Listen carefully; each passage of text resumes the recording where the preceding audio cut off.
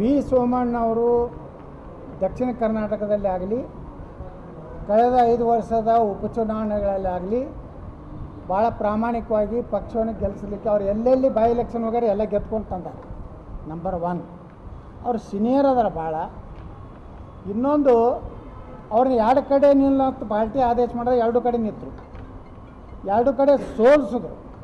ಅದಕ್ಕೇ ನಮ್ಮ ಕೇಂದ್ರ ಹೈಕಮಾಂಡ್ 2 ಇಲಾಖೆ ಕೊಟ್ಟು ಅವ್ರನ್ನ ಮಂತ್ರಿ ಮಾಡಿ ಬಹುಮಾನ ಕೊಟ್ಟರು. ನೀನು 2 ಕಡೆ ಸೋಲಿಸಾರಲ್ಲ, ನಾವು 2 ಮಂತ್ರಿ ತಗೋತಾಳೆ, ಒಂದು ಜಲಶಕ್ತಿ, ಒಂದು ರೈಲ್ವೆ. ಹಾಂ, ಅದನ್ನು ನೀವು ಬರ್ಕೋಬೇಕು. ಸೋಮಣ್ಣವ್ರು ಸರಿಯಾಗಿ ಕೆಲಸ ಮಾಡಿದ್ರೆ ಕ್ಯಾಬಿನೆಟ್ ಆಗ್ತಾರೆ, ಏನು ಪ್ರಾಬ್ಲಮ್ ಇಲ್ಲ.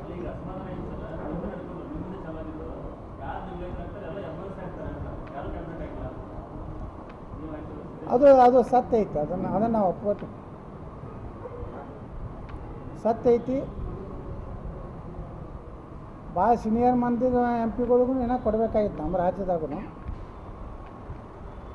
ಮುಂದಿನ ಸಲ ಇನ್ನೊಂದು ಪುನರ್ರಚನೆ ಆದಾಗ ಕ್ಯಾಬಿನೆಟ್ ಕೊಡಬೇಕು ಅಂತೇಳಿ ನಾವು ಒತ್ತಾಯ ಮಾಡಿ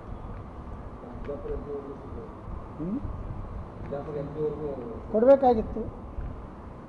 ತಪ್ಪೇನಾಯ್ತು, ಅವರು ಸೀನಿಯರ್ ಅದಾರ, ಅವ್ರಿಗೆ ಕ್ಯಾಬಿನೆಟ್ನೇ ಕೊಡ್ಬೇಕು. ಮತ್ತೆ MOS ಏನು ಮಾಡೋದು? MOS ಕ್ಯಾಬಿನೆಟ್ ಆದ್ರೆ ನಿರ್ಣಯ ತೊಗೊಳಕ್ಕಾಗ್ತದೆ.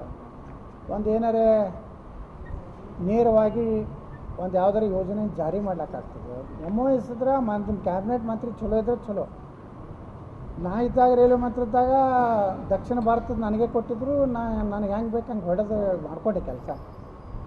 ಈ ಕೆಲವು ಮಂತ್ರಿಗಳು ಫೈಲು ಕಳಿಸೋದಿಲ್ಲ, ಸುಮ್ಮನೆ ಚಹಾ ಕುಡಿದು ಮನೆಗೆ ಬರೋದು ಅಟ್ಟೆ ಇರ್ತೈತಿ.